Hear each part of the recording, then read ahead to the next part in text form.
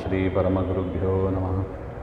श्रीमदानन्दतीर्थभगवत्पादाचार्यगुरुभ्यो नमः। श्रीवेदव्यासाय नमः। नरसिंहोऽखिलाज्ञानमतध्वान्तदिवाकरः जयत्यमितसज्ञानसुखशक्तिभयोनिधिः व्यासाय भवनाशाय श्रीशाय गुणराशये हृद्याय शुद्धविद्याय मध्वाय च नमो नमः। प्रथमो हनुमान्नाम द्वितीयो भीमैव च पूर्णप्रज्ञस्तृतीयस्तु भगवत्कार्यसाधकः पूज्याय राघवेन्द्राय सत्यधर्मरथाय च भजतां कल्पवृक्षाय नमतां कामधेनवे दुर्वादिध्वान्तरवे वैष्णवेन्दीवरेन्दवे श्रीराघवेन्द्रगुरवे नमो अत्यन्तदयाळवे। मूकोऽपि यत्प्रसादेन मुकुन्दशयनायते राजराजायते रिक्तः राघवेन्द्रं तमाश्रये। आपादमौलिपर्यन्तं गुरूणामाकृतिं स्मरेत् तेन विघ्नाः प्रणश्यन्ति सिद्ध्यन्ति च मनोरथाः। श्रीगुरुभ्यो नमः। हरिः ओं। सृष्टिस्थित्यप्ययेहा नियतिदर्शितमो बन्धमोक्षाश्च यस्मात् अस्य श्रीब्रह्मरुद्रप्रभृतिसुरनरद्वीषशत्रुवात्मकस्य विष्णोर्व्यस्ताः समस्ताः सकलगुणनिधिः सर्वदोषव्यपेतः पूर्णानन्दो व्ययो यो गुरुरपि परमः चिन्तयेतं महान्तम्। ॐ जन्माद्यस्य यतोऽन्वयादितरतश्चार्थेष्वभिज्ञस्वराट् तेने ब्रह्महृदाय आदिकवये मुह्यन्ति यं सूरयः तेजो वारिमृदां यथा विनिमयो यत्र त्रिसर्गो मृषा धाम्ना स्वेन सदा निरस्तकुहकं सत्यं परं धीमहि। नारायणं नमस्कृत्य नरं चैव नरोत्तमं देवीं सरस्वतीं व्यासं ततो ग्रन्थमुदीरये। कृष्णाय वासुदेवाय देवकीनन्दनाय च नन्दगोपकुमाराय गोविन्दाय नमो नमः। श्रीगुरुभ्यो नमः। जन्मैश्वर्य श्रुतिश्रीभिः एधमानमदः पुमान्नार्ह इत्यभिधातुं वै त्वाम् अकिञ्चनगोचरं नमो अकिञ्चनवित्ताय निवृत्तगुणवृत्तये आत्मारामाय शान्ताय कैवल्यपतये नमः।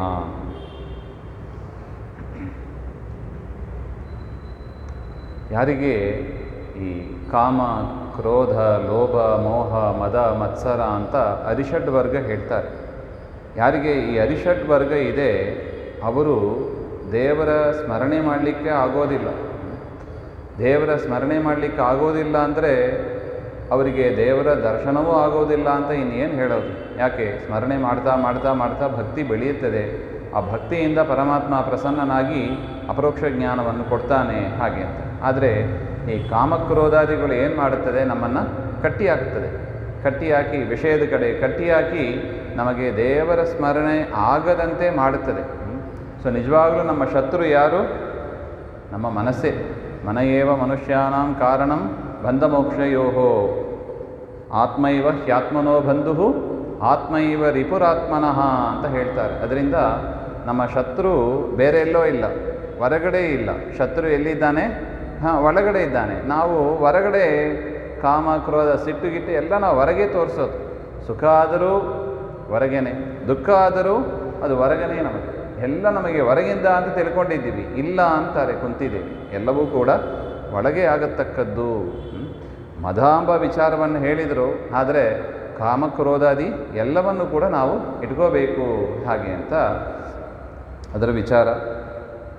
ಕಾಮದಿಂದ ಮೋಸ ಹೋದವರು ಯಾರು ಹಾಗೆ ಅಂದರೆ ನಮಗೆ ಗೊತ್ತಿದೆ, ಪ್ರಸಿದ್ಧ ರಾವಣ ಹಾಗೆ ಅಂತ. ಮಾಡಬಾರದ ಬಯಕೆಯನ್ನೆಲ್ಲ ಮಾಡಿ ಅವನು ಹಾಳಾದ ಹಾಗೆ ಅಂತ. ಇನ್ನು ಯಾರು ಮಾಡಿದರು ಹಾಗೆ ಅಂದರೆ ದುರ್ಯೋಧನ ಮತ್ತು ಕೀಚಕ ಅಂತ ಹೇಳ್ತಾರೆ. ಕೀಚಕ ಇವರೆಲ್ಲರೂ ಕೂಡ ಮಾಡಬಾರದ ಕೆಲಸವನ್ನು ಮಾಡಿದರು. ಕೊನೆಯಲ್ಲಿ ಏನಾದರು?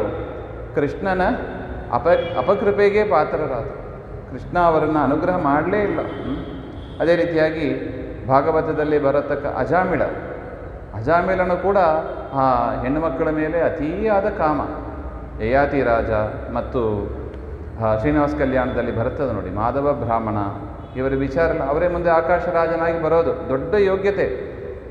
ಈ ದುರ್ಯೋಧನ ಕೀಚಕ ಅವರೆಲ್ಲ ಅಸುರ ಪ್ರವೃತ್ತಿಗಳು, ಅವರಲ್ಲಿ ದೋಷ ಇದ್ದೇ ಇರುತ್ತದೆ, ಅದು ಊಹಾತೀತ, ಅದು ಇದ್ದೇ ಇರುತ್ತದೆ ಅದು. ಆದರೆ ಸಜ್ಜನರಲ್ಲೂ ಕೂಡ ಇರುತ್ತದೆ ನೋಡಿ, ಅದು ಆಶ್ಚರ್ಯ. ಅದರಿಂದ ಸಜ್ಜನರಾದವರು ಏನು ಮಾಡಬೇಕು, ಎಚ್ಚರದಿಂದ ಇರಬೇಕು ಅಂತ ಇದೇ ಭಾಗವತದ ಆರಂಭದಲ್ಲಿ ದುಂದುಕಾರಿಯ ವಿಚಾರವನ್ನು ಹೇಳ್ತಾರೆ. ಆ ದುಂದುಕಾರಿ ಕೂಡ ಏನಾದ, ಪರಸ್ತ್ರೀಯರ ಸಂಘವನ್ನು ಮಾಡಿ ಅವನು ಕೂಡ ಪಿಶಾಚಿಯಾದ ಅಂತ ಹೇಳ್ತಾರೆ. ಈ ರೀತಿಯಾಗಿ ಈ ಕಾಮ ನಮ್ಮನ್ನು ಏನು ಮಾಡ್ತದೆ, ದೊಡ್ಡ ಹೊಂಡಾರಣ್ಯಕ್ಕೆ ನಮ್ಮನ್ನು ತೆಗೆದುಕೊಂಡು ಆಗ್ತದೆ. ಅದರಿಂದ ದುಷ್ಟವಾದ ಕಾಮನೆಗಳನ್ನು ನಾವು ತ್ಯಾಗ ಮಾಡಬೇಕು, ರಾಗದ್ವೇಷಾದಿಗಳನ್ನು ಬಿಡಬೇಕು ಹಾಗೆ ಅಂತ. ಇನ್ನು ಸೌಬರಿ ಋಷಿಗಳು, ಅವರ ವಿಚಾರ ನೋಡಿ.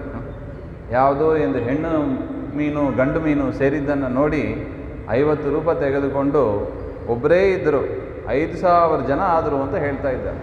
ಏಕಾಕಿಯಾಗಿ ಇದ್ದವರು ಕುಟುಂಬ ಬೆಳೆದು 50 ಜನ ಮಕ್ಕಳು, 50 ಜನ ಹೆಂಡಂದಿರು, ಅವರ ಮಕ್ಕಳು ಮೊಮ್ಮಕ್ಕಳು ಎಲ್ಲ ಸೇರಿ 5,000 ಜನ ಆಗೋಯ್ತಂತೆ ಅವರು. ಅಷ್ಟು ದೊಡ್ಡದಾಗಿ ಕುಟುಂಬವನ್ನು ಬೆಳೆಸಿ ಅವರು ಏನು ಸ್ತೋತ್ರ ಮಾಡಲಿಕ್ಕಾಯಿತು, ಕೊನೆಯಲ್ಲಿ ಅವರ ತಪಸ್ಸೇ ಹಾಳಾಯಿತು. ಮುಂಚೆ ಏಕಾಗಿಯಾಗಿ ಪರಮಾತ್ಮನನ್ನು ತಪಸ್ಸು ಮಾಡ್ತಾ ಇದ್ದರು.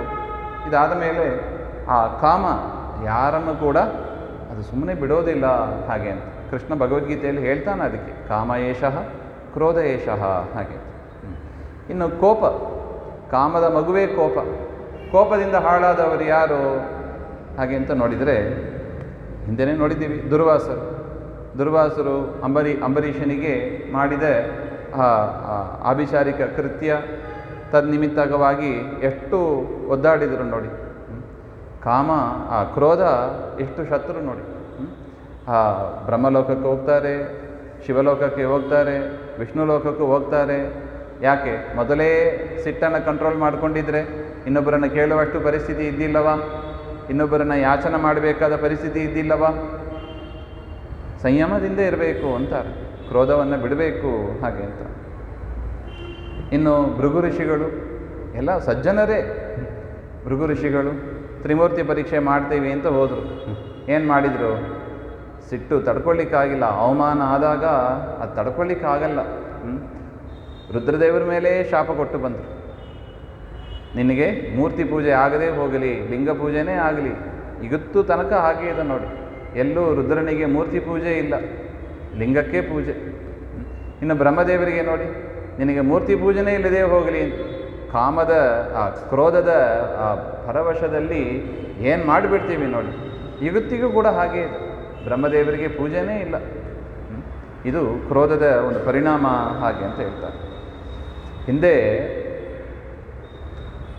ಆ ಭೃಗು ಋಷಿಗಳು ಎಷ್ಟು ಇದ್ದಾರೆ ಅಂದರೆ, ಸಿಟ್ಟು ಬಂದು ಪರಮಾತ್ಮನ ಎದೆಗೇ ಬದ್ದರಂತೆ.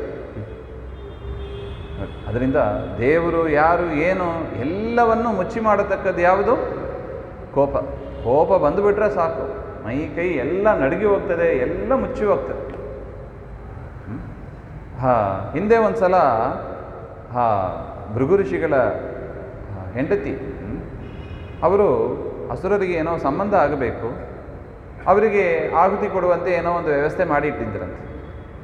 ಪರಮಾತ್ಮ ಬಂದ, ಸೀದಾ ಭೃಗು ಋಷಿಗಳ ಮಡದಿಯನ್ನೇ ಕತ್ತರಿಸಿದ. ಭೃಗು ಋಷಿಗಳ ಮಡದಿಯನ್ನೇ ಸಂಹಾರ ಮಾಡಿದ. ಮತ್ತೆ ಶಾಪ, ಭೃಗು ಋಷಿಗಳಿಗೆ ಮತ್ತೆ ಸಿಟ್ಟು ಬಂತು, ದೇವರಿಗೆ ಶಾಪ ಕೊಟ್ಟರು. ನಿನಗೂ ನನಗೆ ಹೇಗೆ ನನ್ನ ಹೆಂಡತಿಯ ವಿಯೋಗ ಆಯಿತು, ನಿನಗೂ ನಿನ್ನ ಹೆಂಡತಿಯ ವಿಯೋಗ ಆಗಲಿ ಹಾಗೆ, ನಿನಗೂ ನಿನ್ನ ಹೆಂಡತಿಗೂ ಕಲಹ ಬರಲಿ ಹಾಗೆ ಅಂತ ಆಯಿತು ಅಂತ ದೇವರು ಸುಮ್ಮನೆ ಇದ್ದ. ಮತ್ತೆ ಭೃಗು ಋಷಿಗಳು ತಪಸ್ಸು ಮಾಡಿದರಂತೆ. ವಿಷ್ಣುವಿಗೆ ಶಾಪ ಕೊಟ್ಟರು, ಅದೇ ವಿಷ್ಣುವಿಗೆ ಮತ್ತೆ ತಪಸ್ಸು ಮಾಡಿದರಂತೆ. ವಿಷ್ಣುವನ್ನು ಕುರಿತು ತಪಸ್ಸು ಮಾಡಿದರು. ಪರಮಾತ್ಮ ಪ್ರತ್ಯಕ್ಷನಾಗಿ ಕೇಳಿದನಂತೆ, ಏನಪ್ಪ ಅವತ್ತು ಶಾಪ ಕೊಟ್ಟು ಇವತ್ತು ಏನೋ ತಪಸ್ಸು ಮಾಡಿದಾಗ ಕೂತಿದ್ದಿ, ಏನು ಬೇಕು ನಿನಗೆ ಹಾಗೆ ಅಂತ. ಭೃಗು ಋಷಿಗಳು ಕೇಳಿದರಂತೆ, ಸ್ವಾಮಿ ನಾನೇನೋ ಅವತ್ತು ಶಾಪ ಕೊಟ್ಟಿದ್ದೆ, ಅದನ್ನು ನಡೆಸಿಕೊಡು ಹಾಗೆ. ಯಾಕೆ ಅಂದರೆ ತಾರತಮ್ಯದಲ್ಲಿ ಕೆಳಗಿನ ಕಕ್ಷೆಯಲ್ಲಿ ಇರೋವರು ಭೃಗು ಋಷಿಗಳು. ಅಂಥವರ ಮಾತು ಶಾಪ ದೊಡ್ಡವರಿಗೆ ಏನು ಆಗೋದಿಲ್ಲ. ಆದರೂ ಕೂಡ ಸಮಾಜದಲ್ಲಿ ಬ್ರಾಹ್ಮಣರು ಅಂತ ಒಂದು ಗೌರವ ಇರಬೇಕು. ಬ್ರಾಹ್ಮಣರು ಬೈದರೆ ಶಾಪ ಕೊಟ್ಟರೆ ಅದಕ್ಕೊಂದು ಬೆಲೆ ಇರಬೇಕು. ನೀನು ದೊಡ್ಡವ ಅಂತ ಹೇಳಿ ನೀನು ಹುಸಿ ಮಾಡಿಬಿಟ್ರೆ ನಮ್ಮನ್ನು ಯಾರು ಗೌರವ ಕೊಡ್ತಾರೆ? ನಮ್ಮ ಮಾತಿಗೆ ಬೆಲೆನೇ ಇರೋದಿಲ್ಲ. ಅದರಿಂದ ನಾನೇನವತ್ತು ಶಾಪ ಕೊಟ್ಟೆ, ಅದನ್ನು ನಡೆಸು ಹಾಗೆ ಅಂತ. ಅವತ್ತಿನಿಂದ ಪರಮಾತ್ಮ ಒಂದು ನಿಯಮನೇ ಮಾಡಿಟ್ಬಿಟ್ಟ ಅಂತ. ದೇವತೆಗಳು ಯಾರೇ ಆಗಲಿ, ಬ್ರಾಹ್ಮಣರು ಶಾಪ ಕೊಟ್ಟರೆ ಅದನ್ನು ಆಮೋದನೆ ಮಾಡಿರಿ, ಎಲ್ಲಿದ್ದರೆ ಮತ್ತು ಅವ್ರು ಮತ್ತೆ ತಪಸ್ಸು ಮಾಡಿ ಈ ರಗಳೆಲೆ ಅವರಿಗೆ ಅವ್ರು ತೊಂದರೆ ಕೊಡೋದು ಬೇಡ ಹಾಗೆ ಅಂತ ದೇವತೆಗಳು ಕೂಡ ಬ್ರಾಹ್ಮಣರು ಕೊಟ್ಟ ಶಾಪವನ್ನು ಅನುಮೋದನೆ ಮಾಡ್ತಾರೆ. ತಾರತಮ್ಯದಲ್ಲಿ ಕೆಳಗಿನವರು ಕೊಟ್ಟರೂ ಕೂಡ ಅಷ್ಟೇ. ಮತ್ತು ಕೆಳಗೆ ಬಂದೆ, ಈ ಕ್ರೋಧ ಏನು ಮಾಡ್ತದೆ, ಹಿಂದೆ ಮುಂದೆ ನೋಡೋದಿಲ್ಲ, ಯಾರು ಏನು ಅಂತ ವಿಚಾರ ಮಾಡುವಷ್ಟು ತಾಳ್ಮೆ ಇಲ್ಲ, ಸೀದಾ ಏಕ್ದಮ್ ಬೈದೇ ಬಿಡೋದು, ಶಾಪ ಕೊಟ್ಟೇ ಬಿಡ, ಸಾಯಲೇಬೇಕು, ಇನ್ಯಾವುದು ಬರಲ್ಲ, ಸಾಯಲೇಬೇಕು, ಆ ಥರನೇ ಶಾಪಗಳು ಬರುತ್ತದೆ ನೋಡಿ. ಇದು ಕ್ರೋಧ. ಇದೇ ಕಣ್ವ ಋಷಿಗಳು ಅವರು ಕೂಡ ವಾಯುದೇವರಿಗೆ ಶಾಪ ಕೊಟ್ಟರು. ಒಂದು ಸಲ ವಾಯುದೇವರು ಏನೋ ಹೋಮ ಮಾಡಬೇಕು ಅಂತ ಭೂಮಿಯನ್ನು ಅಗೀತಾ ಇದ್ದಾರೆ. ಆ ಕಣ್ವ ಋಷಿಗಳಲ್ಲಿ ತಪಸ್ಸು ಮಾಡ್ತಾ ಇದ್ದರು. ಅವ್ರ ಮೇಲೆ ತಾಕಿತ್ತಂತೆ. ತಾಕಿದಾಗ ಏನಾಯಿತು, ಎಲ್ಲ ನಾನು ಮಡಿಯಲ್ಲಿ ತಪಸ್ಸು ಮಾಡ್ತಾ ಕೂತಿದ್ದೀನಿ, ನೀನು ಮುಟ್ಟಿ ಮೇಲಿಗೆ ಮಾಡಿದೀಯಾ ಹಾಗೆ ಅಂತ ವಾಯುದೇವರಿಗೆ ಶಾಪ ಕೊಟ್ಟುಬಿಟ್ರು. ನೋಡಿ ಹೇಗಿದೆ ನೋಡಿ, ನಿನ್ನ ಮೂಲ ರೂಪವೇ ಅಪ್ರಸಿದ್ಧ ಆಗಲಿ ಅಂತ ಶಾಪ. ವಾಯುದೇವರ ಮೂಲ ರೂಪ ಪ್ರಸಿದ್ಧಿಗೇ ಇಲ್ಲ. ಹನುಮ ಭೀಮ ಮಧ್ವ ಏನೋ ಪ್ರಸಿದ್ಧ ಇದೆ, ಅದು ಹನುಮಂತ ದೇವರಂತೂ ಭಾರಿ ಪ್ರಸಿದ್ಧ ಇದ್ದಾರೆ. ಆದರೆ ಈ ವಾಯುದೇವರು ಅದು ಪ್ರಸಿದ್ಧರಾದ ಯಾಕೆ? ಕಣ್ವ ಋಷಿಗಳು ಶಾಪ ಕೊಟ್ಟದ್ದು. ಎಷ್ಟು ನೋಡಿ ಸಿಟ್ಟಿನ ಬರದಲ್ಲಿ ವಾಯುದೇವರು ತಾಕಿ ಮೈಲಿಗೆ ಆಗ್ತದ? ವಾಯುದೇವರು ಹೋದರೆ ಮೈಲಿಗೆ, ಅದು ಶರೀರದಿಂದ ವಾಯುದೇವರು ಹೋದರೆ ಮೈಲಿಗೆ. ಹಾಗಿರುವಾಗ ವಾಯುದೇವರ ಸ್ಪರ್ಶದಿಂದ ಅಂದರೆ ಈ ಕಾಮದ ಎಫೆಕ್ಟ್ ಏನಿರಬೇಕು, ಆ ಕ್ರೋಧದ ಎಫೆಕ್ಟು ಏನಿರಬೇಕು ನೋಡಿ ಹಾಗೆಂಬ ಅದಕ್ಕೆ ಹೇಳ್ತಾರೆ. ಇನ್ನು ತುಂಬ ಇದೆ. ಗೌತಮ ಋಷಿಗಳು ಇಂದ್ರನಿಗೆ ಶಾಪ ಕೊಟ್ಟರು, ಮಾಂಡವ್ಯರು ಯಮದೇವರಿಗೆ ಶಾಪ ಕೊಟ್ಟರು. ಇದೆಲ್ಲ ಸಜ್ಜನರು ಕೊಟ್ಟ ಕ್ರೋಧದ ವಶದಿಂದ ಮಾಡಿದ ಅನಾಹುತಗಳು. ಗೌತಮರು ಶಾಪ ಕೊಟ್ಟು ಏನು ಮಾಡಿದರು? ಇದ್ದ ಪುಣ್ಯವನ್ನು ಕಳ್ಕೊಂಡ್ರು, ಹೋಯ್ತು. ಅದೇ ಥರ ಮಾಂಡವ್ಯರು ಶಾಪ ಕೊಟ್ಟು ಏನಾದರೂ ಅವರು ಈ ಪುಣ್ಯವನ್ನೆಲ್ಲ ಕಳ್ಕೊಂಡ್ರು.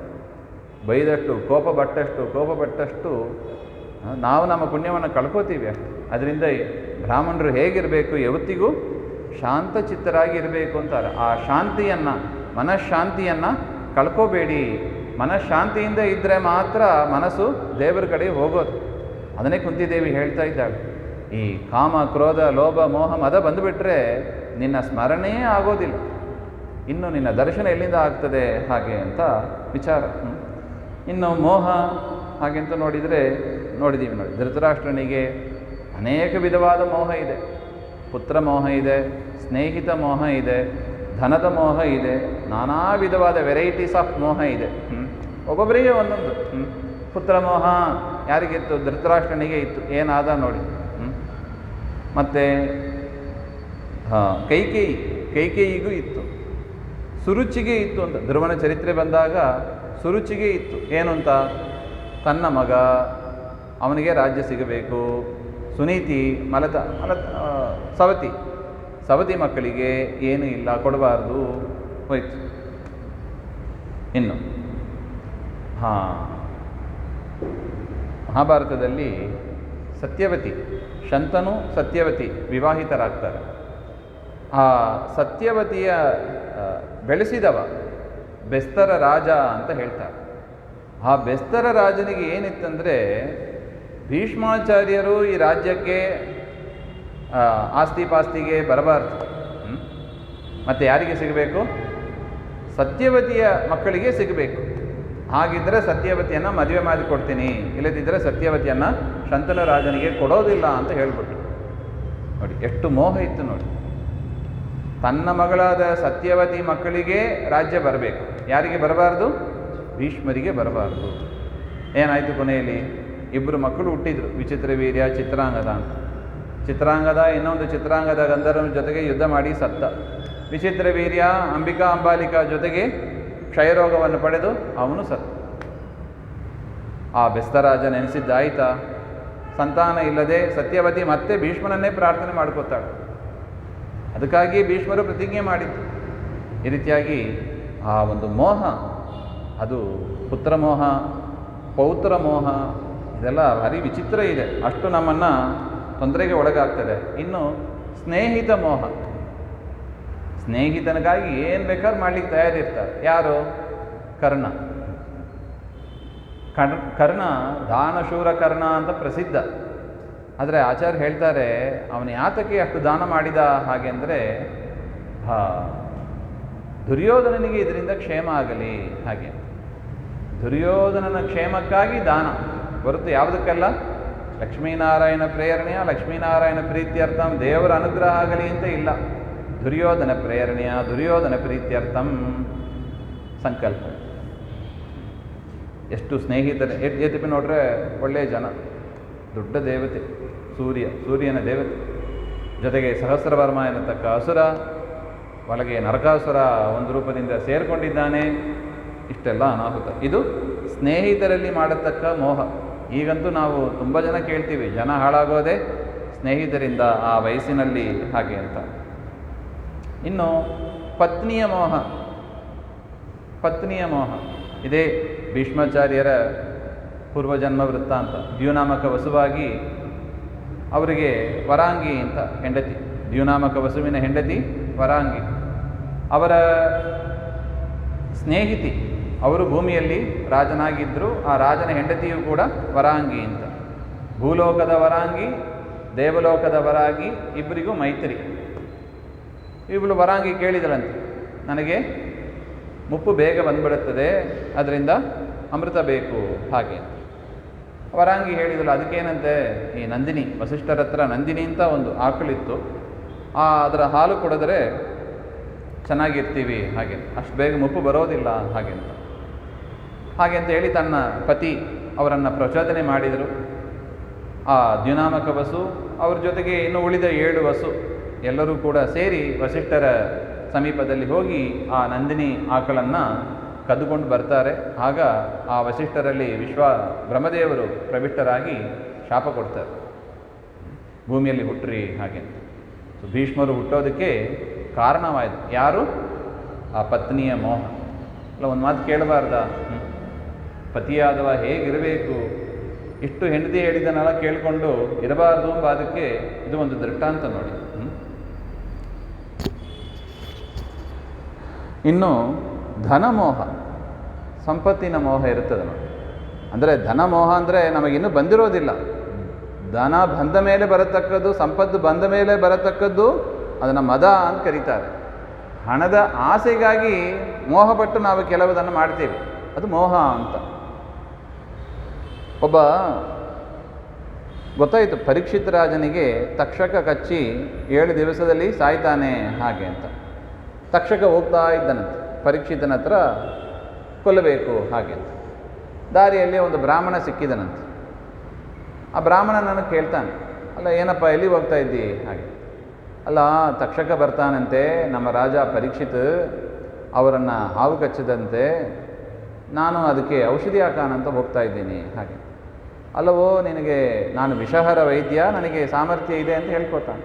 ಅಲ್ಲ, ತಕ್ಷಕ ಕಚ್ಚಿದ್ರೂ ಕೂಡ ನೀನು ವಿಷಾಹಾರ ಮಾಡ್ತೀಯಾ ಹಾಗೆ ಅಂದರೆ, ಓ ಮಾಡ್ತೀನಿ, ಪರೀಕ್ಷೆ ಮಾಡೋಣ, ಓ ಪರೀಕ್ಷೆ ಮಾಡೋಣ. ಇವನು ಗೊತ್ತಿಲ್ಲ ತಕ್ಷಕ ಅಂತ. ನೋಡಿದರೆ ತಕ್ಷಕ ಕಚ್ತಾನೆ, ಒಂದು ಮರ ಸುಟ್ಟು ಬೂದಿ ಆಗ್ತದೆ. ಕಚ್ಚಿದ ಕೂಡಲೇ ಸುಟ್ಟು ಬೂದಿ ಆಯಿತು. ಇವನು ಏನೋ ಒಂದು ಔಷಧಿ ಹಾಕ್ತಾನೆ, ಮತ್ತೆ ಆ ಮರ ಬೆಳೆದು ಚಿಗಿರ್ತಂತೆ. ಗೊತ್ತಾಯಿತು ತಕ್ಷಕನಿಗೆ, ನನ್ನ ವಿಷ ಏನು ಕೆಲಸ ಮಾಡೋದಿಲ್ಲ ಪರೀಕ್ಷಿತ ರಾಜನ ಮುಂದೆ ಹಾಗೆ. ಆ ಬ್ರಾಹ್ಮಣನನ್ನು ಮಾತಾಡಿಸಿನಂತೆ, ಏನಪ್ಪ ಏನು ಬೇಕು ನಿನಗೆ, ನೀನು ಯಾಕೆ ರಾಜನನ್ನು ಕಾಪಾಡಲಿಕ್ಕೆ ಹೋಗ್ತಿ ಹಾಗೆ. ಇಲ್ಲ, ನನಗೆ ದುಡ್ಡು ಕೊಡ್ತಾರೆ ಹಾಗೆ. ಹೌದಾ, ನಾನು 2 ಪಟ್ಟು ದುಡ್ಡು ಕೊಡ್ತೇನೆ, ನೀನು ಹೊರಟೋಗ್ತೀಯಾ? ಆಯಿತು ಕೊಡ್ರಿ, ಅದಕ್ಕೇನಂತ ದುಡ್ಡು ತೊಗೊಂಡ್ರು, ಹೋದೇ ಬಿಟ್ಟು.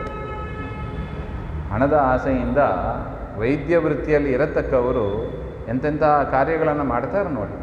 ಧನದ ಮೋಹ ಯಾರನ್ನು ಬಿಡೋದಿಲ್ಲ. ಅದಾದ ಮೇಲೆ ಆ ಬ್ರಾಹ್ಮಣನಿಗೆ ಊಟ ಕೂತಾಗೆಲ್ಲ ಇದೇ ಚಿಂತನೆ ಬರ್ತಾ ಇತ್ತಂತೆ. ಸರಿಯಾಗಿ ಊಟ ಮಾಡಲಿಕ್ಕಾಗಲ್ಲ, ಸರಿಯಾಗಿ ಲವಲವಿಕೆಯಿಂದ ಇರಲಿಕ್ಕಾಗಿಲ್ಲ, ತುಂಬ ಬೇಸರ ಪಡ್ತಾ ಇದ್ದ. ಯಾಕೆ? ರಾಜನಿಗೆ ಮಾಡಿದ ಅಪರಾಧ ಅದು ಎಂಥ ರಾಜ? ಪರೀಕ್ಷಿತ ರಾಜ, ಅಪರೋಕ್ಷ ಜ್ಞಾನಿ, ಕೃಷ್ಣನ ಕೃಪೆಗೆ ಪಾತ್ರರಾದವರು. ಅಂಥವರನ್ನು ಬದುಕಿಸಬೇಕೋ, ದುಡ್ಡು ಕೊಡ್ತಾರೆ ಅಂತ ತೆಗೆದು ಓಡೋಗ್ಬಿಟ್ರೆ ಬಿಡುತ್ತದ? ಅದು ಪಾಪ ಅಂಟುಕೊಂಡಿತ್ತು.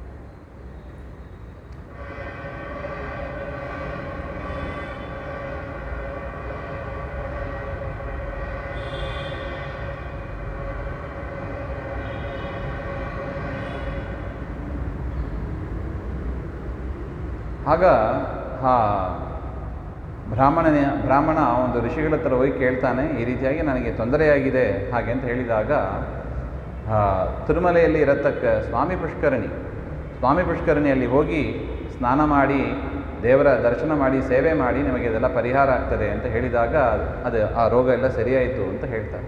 ಒಂದೊಂದು ನದಿಗೆ ಎಷ್ಟು ಸಾಮರ್ಥ್ಯ ಇದೆ ನೋಡಿ, ಒಂದೊಂದು ನೀರಿಗೂ ಸಾಮರ್ಥ್ಯ ಇದೆ ಹಾಗೆ ಅಂತ.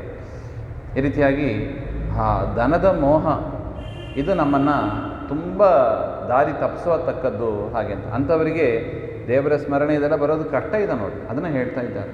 ಕಾಮ, ಕ್ರೋಧ, ಲೋಭ ಅಂದರೆ ಅದೇ ಎಲ್ಲ ನನಗೇ ಬೇಕು ಹಾಗೆ ಅಂತ. ದುರ್ಯೋಧನ ಇತ್ಯಾದಿಗಳೆಲ್ಲ ನಾವು ನೋಡ್ತೀವಿ.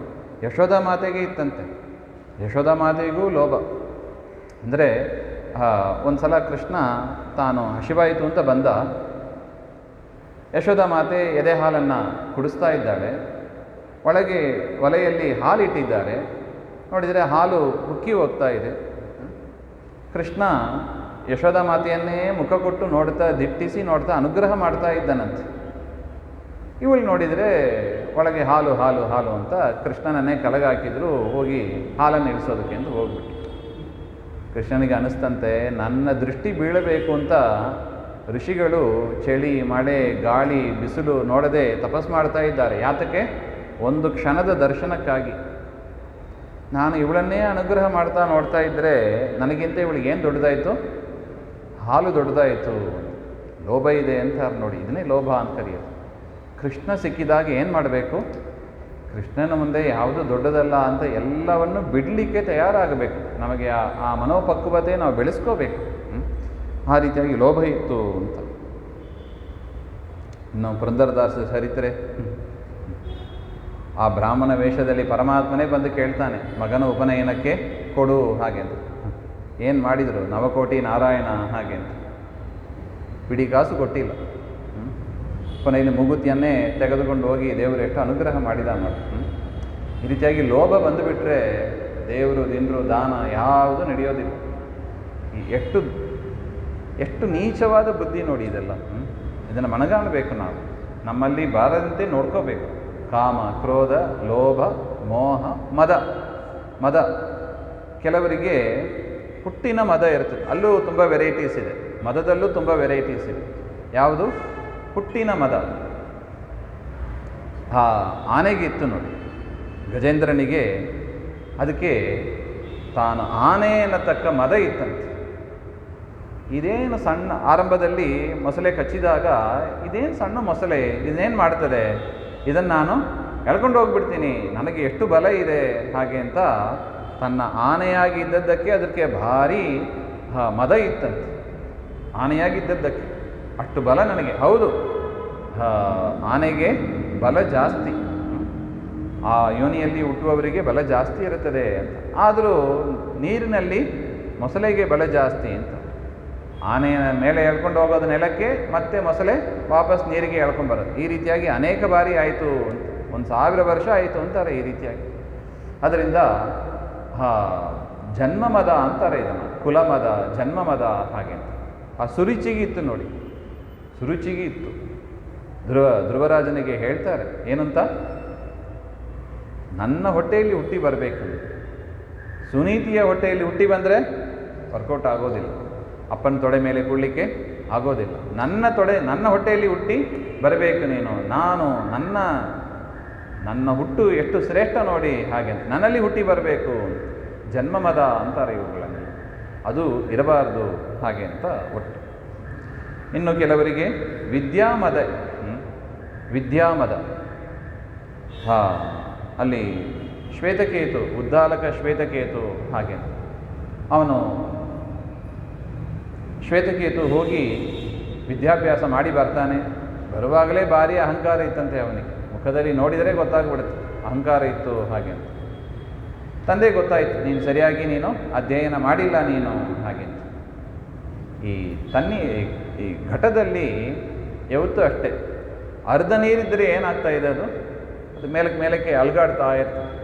ಕೊಡ ಪೂರ್ತಿ ನೀರಿದ್ದರೆ ಏನಾಗ್ತದೆ ನೋಡಿ, ಅಷ್ಟು ಅಲುಗಾಡೋದಿಲ್ಲ ಅದು. ಹೇಗೋ ಈ ವಿದ್ಯೆನೂ ಅಷ್ಟೇ, ಅರ್ಧಂಬರ್ಧ ಇದು ಬಿಟ್ಟರೆ ಏನಾಗ್ತದೆ, ನಾನು ಮೇಲೆ ಕುಣಿದು ಬರ್ತದೆ. ಪೂರ್ತಿ ಇದ್ದರೆ ಪೂರ್ಣ ಪ್ರಜ್ಞರಿಗಿತ್ತು ನೋಡಿ. ಅದು ಕೊಡ ತುಂಬಬೇಕು ಅಂತಾರೆ, ಅದಕ್ಕೆ ಒಳ್ಳೆ ವಿದ್ಯೆ ಇರಬೇಕು ಹಾಗೆ. ಮತ್ತೆ ಮತ್ತೆ ಹೋಗಿ ಅವರು ಅಭ್ಯಾಸ ಮಾಡ್ಕೊಂಡು ಬಂದರು ಹಾಗೆ ಅಂತ. ಮತ್ತು ಜಗನ್ನಾಥದಾಸರ ಚರಿತ್ರೆಯಲ್ಲಿ ನಾವು ನೋಡ್ತೀವಿ ನೋಡಿ, ಆ ಶ್ರೀನಿವಾಸಾಚಾರ್ಯರಿಗೆ ಏನಿತ್ತು, ಸಂಸ್ಕೃತನೇ ಇರಬೇಕು, ಕನ್ನಡ ವಿದ್ಯೆ ಎಲ್ಲ ನಾಲಾಯಕು ಹಾಗೆಂಬ ಒಂದು ದೃಷ್ಟಿಯಲ್ಲಿ ಇತ್ತು. ದೇವರು ಅದನ್ನೆಲ್ಲ ಸರಿ ಮಾಡಿಸಿ ಹರಿಕಥಾಂಸಾರವನ್ನೇ ಕೊಟ್ಟಿದ್ದಾರೆ ನೋಡಿ. ಆ ರೀತಿಯಾಗಿ ಮತ್ತು ಜರಾಸಂಧನಿಗೆ ತಾನು ಕಲಿತ ಶೈವ ವಿದ್ಯೆ ಅಂತಾರೆ ಅದು, ಶಿವಾಗಮಗಳನ್ನು ಓದಿ ಅಗ್ರಗಣ್ಯನಾಗಿದ್ದ. ಭೀಮಸೇನ ದೇವರು ಏನು ಮಾಡಿದರು, ಮೊದಲು ಅವನ ಜೊತೆಗೆ ವಾದದಲ್ಲೇ ಸೋಲಿಸೋದು. ಅವನು ಶಿವ ಸರ್ವೋತ್ತಮ ಅಂತ ಹೇಳಬೇಕು, ಭೀಮಸೇನ ದೇವರು ವಿಷ್ಣು ಸರ್ವೋತ್ತಮ ಅಂತ ಹೇಳಬೇಕು. ಆ ವಿದ್ಯೆಯಿಂದ ಭಾರಿ ಮದ ಇತ್ತಂತ ಅವನಿಗೆ. ಶೈವಾಗ್ರಣಿಯಾಗಿದ್ದ ಅವನನ್ನು ಕೂಡ ಭೀಮಸೇನ ದೇವರು ವಿದ್ಯೆಯಿಂದಲೂ ಸೋಲಿಸಿದರು, ಬಾಹುಬಲದಿಂದಲೂ ಸೋಲಿಸಿದರು ಹಾಗೆ ಅಂತ. ಈ ರೀತಿಯಾಗಿ ವಿದ್ಯಾ ಮದ ಅದು ಇರಬಾರದು ಹಾಗೆ ಅಂತ. ಇನ್ನು ಸಂಪತ್ತಿನ ಮದ ಅಂತ ಇನ್ನೊಂದು ಕುಂತಿದೇವಿ ಹೇಳಿದರು. ಜನ್ಮೈಶ್ವರ್ಯ ಶ್ರೀಬಿಹಿ ಹಾಗೆ ಅಂತ. ಸಂಪತ್ತಿನ ಮದ ಯಾರಿಗೆ ಇತ್ತು ಹಾಗೆ ಅಂತ ನೋಡಿದರೆ ರಾವಣನಿಗೆ ಇತ್ತಂತೆ. ರಾವಣ ಸೀತೆಗೆ ಹೇಳ್ತಾನೆ, ನೋಡಿ ಈ ಲಂಕಾಪಟ್ಟಣ ಎಂಥದ್ದು, ಬಂಗಾರಮಯ, ವಿಶ್ವಕರ್ಮ ನಿರ್ಮಾಣ ಮಾಡಿದ್ದು ಬಂಗಾರಮಯವಾದದ್ದು, ನನ್ನಲ್ಲಿ ಎಷ್ಟು ಸಂಪತ್ತಿದೆ, ನನ್ನ ರಾಣಿ ಆಗು. ಯಾವನೋ ಕಾಡುವಾಸಿ ರಾಮ ಸುಮ್ಮನೆ ರಾಮ ರಾಮ ರಾಮ ಅಂತ ಹೇಳಿ ನಿನ್ನ ಜನ್ಮವನ್ನು ಯೌವನವನ್ನು ವ್ಯರ್ಥ ಮಾಡ್ಕೋತಾ ಇದೆಯಾ ಹಾಗೆ ಅಂತ. ಎಷ್ಟು ಮದ ಇರಬೇಕು ನೋಡಿ. ಸೀತಾಮಾತೆ ಒಂದು ಹುಲ್ಲು ಕಡ್ಡಿಯನ್ನು ಮುಂದೆ ಇಟ್ಟು ಮಾತಾಡ್ತಾಳಂತ, ನೀ ಏನು ಹೇಳಿದಿ ಇದೆಲ್ಲ ಯಾವುದಕ್ಕೆ ಸಮ, ಹುಲ್ಲಿಗೆ ಸಮ ಹಾಗೆ ಅಂತ. ಅದರಿಂದ ಸಂಪತ್ತನ್ನು ಎಂದಿಗೂ ನಾವು ಹುಲ್ಲಿನಂತೆ ಭಾವಿಸಬೇಕು, ಅದನ್ನು ದೊಡ್ಡದು ಮಾಡಬಾರ್ದು. ಬೇಕು, ಸಂಪತ್ತು ಬೇಕು, ಇಲ್ಲ ಅಂತಲ್ಲ, ಸಂಪತ್ತು ಪ್ರಧಾನ ಆಗಬಾರ್ದು ಅಂತ ವಿಚಾರ ಅಷ್ಟೆ. ಇನ್ನು ಸಂಪತ್ತಿನ ಮದಕ್ಕೆ ಇನ್ನೊಂದು ಉದಾಹರಣೆ ಇಂದ್ರದೇವರು ಅಂತ ಹೇಳ್ತಾರೆ. ಇಂದ್ರದೇವರು ಒಮ್ಮೆ ಹೋಗ್ತಾ ಇದ್ದರಂತೆ, ಯಾವುದರ ಮೇಲೆ, ಆನೆಯ ಮೇಲೆ, ಐರಾವತದ ಮೇಲೆ ಕುಳಿತು ಹೋಗ್ತಾ ಇದ್ದರಂತೆ. ಐರಾವತದ ಮೇಲೆ ಕುಳಿತು ಹೋಗುವಾಗ ಅವರಿಗೆ ದುರ್ವಾಸರು ಎದುರುಗಡೆ ಬಂದರಂತೆ. ದುರ್ವಾಸರು ಎದುರುಗಡೆ ಹರಿನಿರ್ಮಾಲ್ಯವನ್ನು ಹಿಡ್ಕೊಂಡು ಬರ್ತಾರೆ. ಅದನ್ನು ಇಂದ್ರದೇವರಿಗೆ ಕೊಡಬೇಕು ಅಂತ ಅನ್ನಿಸ್ತು. ದೇವರ ಪ್ರಸಾದ ಅನುಗ್ರಹ ಆಗಲಿ ಅಂತ ಇಂದ್ರನಿಗೆ ಕೊಡೋಣ ಅಂತ ಅಂದರೆ ಐಶ್ವರ್ಯ ಮದದಿಂದ ಅವನೇನು ಮಾಡಿದ, ಇಂದ್ರ ಆನೆಗೆ ಕೊಟ್ಟುಬಿಟ್ಟ ಅಂತ. ದೇವರ ಪ್ರಸಾದ ತಾನು ತಲೆ ಮೇಲೆ ಇಟ್ಟು ಕೊಂಡಾಡಬೇಕು, ಅದನ್ನು ಆನೆಗೆ ಕೊಟ್ಟ. ಆನೆ ಏನು ಮಾಡಿತು ಏನು ಗೊತ್ತಿಲ್ಲ, ಕೆಳಗೆ ಹಾಕಿ ತುಳಿದು ಹೋಯ್ತು. ಯಾಕೆ ಬಂತು ಇದು ಹಾಗೆ ಅಂದರೆ ದುರ್ವಾಸರು ಕೇಳಿ ದುರ್ವಾಸರು ಸಿಟ್ಟು ಬಂದೇ ಬಿಡ್ತು, ಮತ್ತೆ ಶಾಪ ಕೊಟ್ಟರು. ಯಾವ ಮದದಿಂದ ನೀನು ಹರಿನಿರ್ಮಾಲ್ಯವನ್ನು ತಿರಸ್ಕಾರ ಮಾಡಿದಿ, ಆ ಸಂಪತ್ತು ಸಮುದ್ರ ಪಾಲಾಗಲಿ ಹಾಗೆ ಹೋಯ್ತು, ಎಲ್ಲ ಹೋಯ್ತು. ಅದರಿಂದ ನಾವು ಯಾವುದರಲ್ಲಿ ಮದ ಇಟ್ಕೊಂಡಿರ್ತೀವಿ ಅದು ಖಂಡಿತ ನಮಗೆ ಹಾನಿನೇ ಮಾಡೋದು. ಅದರಿಂದ ಹೇಳಿದ್ರು ಇದೆಲ್ಲ ಮೋಕ್ಷ ವಿರೋಧಿನಿ, ಹರಿದರ್ಶನ ವಿರೋಧಿನಿ ಹಾಗೆ ಅಂತ ಅದಕ್ಕೆ ಹೇಳ್ತಾ ಇದ್ದಾರೆ. ಇದೆಲ್ಲ ನಮ್ಮಲ್ಲಿ ಇರಬಾರ್ದು ಅಂತ ಇಷ್ಟು ವಿಚಾರಗಳು. ಇನ್ನು ಐಶ್ವರ್ಯ ಮದ. ಐಶ್ವರ್ಯ ಅಂದರೆ ಏನು, ನಾನು ಒಡೆಯನಾಗಿದ್ದೇನೆ, ನಾನು ಸ್ವಾಮಿಯಾಗಿದ್ದೇನೆ, ಏನು ಬೇಕಾರ ಮಾಡಬಲ್ಲೆ. ಕಂಸನಿಗಿತ್ತು ನೋಡಿ. ಕಂಸ ಏನು ಮಾಡಿದ,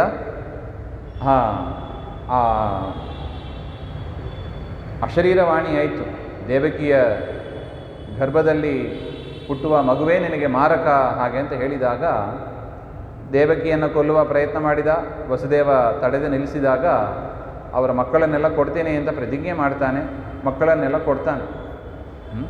ನೋಡಿ, ತನ್ನಲ್ಲಿ ಐಶ್ವರ್ಯ ಮದ ಇದೆ ಅಂತ ತಂಗಿಯನ್ನೂ ಕೊಲ್ಲಲಿಕ್ಕೆ ಪ್ರಯತ್ನ ಪಟ್ಟ, ತಂಗಿಯ ಮಕ್ಕಳನ್ನು ಕೊಲ್ಲುವ ಪ್ರಯತ್ನ ಪಟ್ಟ.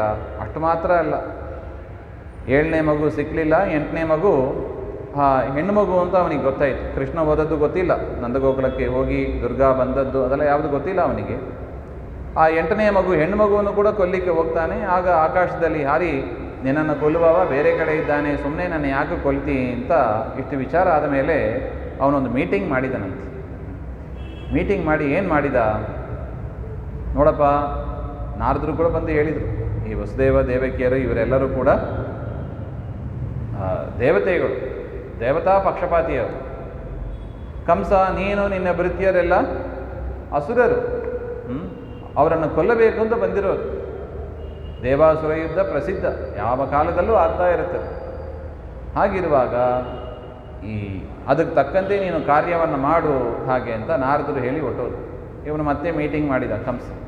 ಆ ಮೀಟಿಂಗಲ್ಲಿ ತೀರ್ಮಾನ ಆಯಿತು, ಯಾರ್ಯಾರು ಈಗಿನೂ ಹುಟ್ಟಿದ್ದಾರೆ ಅವರನ್ನೆಲ್ಲ ಸಂಹಾರ ಮಾಡೋದು ಹಾಗೆ ಅಂತ. 10 ದಿನದಲ್ಲಿ ಯಾರು ಪ್ರಸವಿಸಿದ್ದಾರೆ ಅವರನ್ನೆಲ್ಲ ಸಂಹಾರ ಮಾಡಬೇಕು ಅಂತ. ಅಷ್ಟು ಮಾತ್ರ ಅಲ್ಲ, ನಾವು ಏನಾಗಿದ್ದೀವಿ, ಅಸುರರಾದ್ದರಿಂದ ನಾವು ವಿಷ್ಣುವಿನ ದ್ವೇಷಿಗಳು ಆಗಿದ್ದೀವಿ. ನಾವ್ಯಾರು? ವಿಷ್ಣುವಿನ ದ್ವೇಷಿಗಳು. ಅದರಿಂದ ದೇವತೆಗಳಿಗೂ ಕೂಡ ದ್ವೇಷಿಗಳಾಗಿದ್ದೀವಿ. ವಿಷ್ಣು ದೇವತೆಗಳು, ವಿಷ್ಣು ವೈಷ್ಣವರ ದ್ವೇಷಿಗಳಾಗಿದ್ದೀವಿ ಅಂತ ಒಟ್ಟು. ಈ ವಿಷ್ಣುವಿಗೂ ದೇವತೆಗಳಿಗೂ ಶಕ್ತಿ ಎಲ್ಲಿಂದ ಬರುತ್ತದೆ ಹಾಗೆ ಅಂತ ನೋಡಿದರೆ, ಈ ಬ್ರಾಹ್ಮಣರು ಇದ್ದಾರೆ ನೋಡಿ ಭೂಮಿಯಲ್ಲಿ, ಇವರೇನೋ ಹೋಮ ಮಾಡ್ತಾ ಕೂತಿರ್ತಾರೆ. ಈ ಹೋಮದಿಂದಲೇ ಅವ್ರಿಗೆ ಏನು ಬರುತ್ತದೆ? ಬಲ ಬರುತ್ತದೆ. ಅದರಿಂದ ಏನು ಮಾಡಬೇಕು? ಬ್ರಾಹ್ಮಣರ ತಲೆಗೆ ತಟ್ಟಬೇಕು ಮೊದಲು. ಬ್ರಾಹ್ಮಣರ ತಲೆಗೆ ತಟ್ಟಿದರೆ ಅವರು ಹೋಮ ಮಾಡಬಾರ್ದು. ಹಾಗೆ ಅಂತ ಎಲ್ಲ ಹೋಮಗಳನ್ನು ಕೂಡ ನಿಲ್ಲಿಸಿದ. ಇನ್ನು ಗೋವುಗಳು ಇದ್ದರೆ ತಾನೇ ಅವರು ತುಪ್ಪದಿಂದ ಹೋಮ ಮಾಡ್ತಾರೆ, ಗೋವುಗಳನ್ನೆಲ್ಲ ಸಂಹಾರ ಮಾಡೋದು. ಮುಗಿತಾ? ದೇವರು ಗೋಬ್ರಾಹ್ಮಣ ಹಿತಾಯಿಷ, ನಮೋ ಬ್ರಹ್ಮಣ್ಯ ದೇವಾಯ ಗೋಬ್ರಾಹ್ಮಣ ಹಿತಾಯಿಷ ಅಂತ ಆದರೆ, ಕಂಸ ಮಾಡಿದ್ದೇನು? ತನ್ನಲ್ಲಿ ಅಧಿಕಾರ ಇದೆ ಹಾಗೆ ಅಂತ ಮೊದಲು ಟಾರ್ಗೆಟ್ ಮಾಡೋದೇ ಗೋಬ್ರಾಹ್ಮಣರನ್ನು. ಗೋವನ್ನು ಹಾಳು ಮಾಡಬೇಕು, ಬ್ರಾಹ್ಮಣರನ್ನು ಹಾಳು ಮಾಡಬೇಕು. ಅದರಿಂದ ಏನು?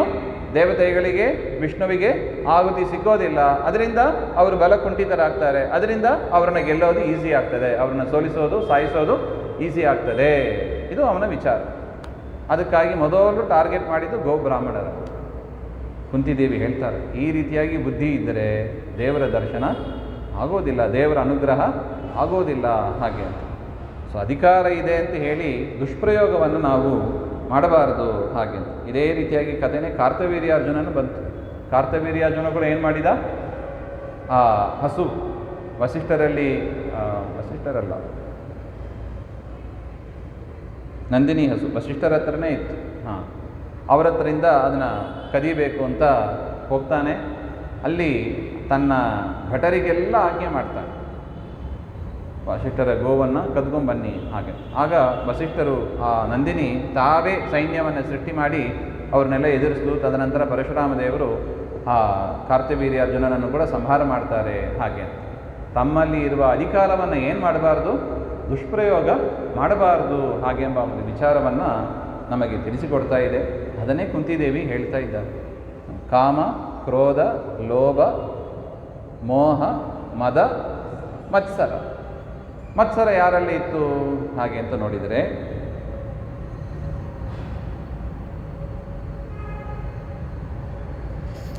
ಇದೇ ಸುರುಚಿಯಲ್ಲೇ ಹೇಳ್ತಾರೆ. ಸುರುಚಿಯಲ್ಲಿ ಏನಿತ್ತು? ಪರಮಾತ್ಮ ಬಂದು ಕೇಳಿದನಂತೆ ಧ್ರುವನ ಮುಂದೆ, ಅಲ್ಲ ಧ್ರುವ, ನೀನು 36,000 ವರ್ಷ ನೀನು ರಾಜ್ಯಭಾರವನ್ನು ಮಾಡು, ತದನಂತರ ಧ್ರುವಲೋಕಕ್ಕೆ ಉತ್ತಮ ಸ್ಥಾನಕ್ಕೆ ನೀನು ಹೋಗು ಹಾಗೆ ಅಂತ. ಧ್ರುವ ನೆನೆಸ್ಕೊಂಡಂತೆ 36,000ನ ಈಗ ನಾನು ಹೋದರೆ ನನಗೆ ಜಾಗ ಬಿಡ್ತಾರಾ ಅವರು? ಆ ಸುರುಚಿ ಮತ್ತು ಉತ್ತಮ ಅಂತ ಇಬ್ಬರು ಇದ್ದಾರೆ, ಜಾಗ ಬಿಡ್ತಾರಾ ಹಾಗೆ ಅಂತ ಹೇಳಿದಾಗ ಪರಮಾತ್ಮನೇ ಹೇಳಿದಂತೆ. ಧ್ರುವ ಬಾಯಿ ಬಿಟ್ಟು ಕೇಳಿಲ್ಲ, ಮನಸ್ಸೊಳಗೆ ಆಲೋಚನೆ ಮಾಡಿಕೊಂಡದ್ದು. ದೇವರಿಗೆ ಗೊತ್ತಿಲ್ಲವೇ? ಸರ್ವ ಮನಃಪ್ರೇರಕ ಅವನು. ಅವನು ಹೇಳಿದನಂತೆ, ಧ್ರುವ ಉತ್ತಮ ಇದ್ದಾನೆ, ನಿನಗೆ ಕಾಂಪಿಟೇಷನ್ ಇದೆ ಹಾಗೆ ಅಂತ ನೀನು ಚಿಂತನೆ ಮಾಡಬೇಡ. ಅವನು ಕಾಡಿಗೆ ಹೋಗಿ ಅವನು ಕೂಡ ಅಲ್ಲಿ ಯುದ್ಧ ಮಾಡಿ ಯುದ್ಧದಲ್ಲಿ ಅವನು ಮೃತನಾಗ್ತಾನೆ ಹಾಗೆ ಅಂತ. ಆಯಿತು, ಉತ್ತಮ ಏನೋ ಹೋದ ಅಂತ ಇಟ್ಟುಕೊಳ್ಳೋಣ. ಅವಳ ತಾಯಿ ಬಿಡ್ತಾಳ?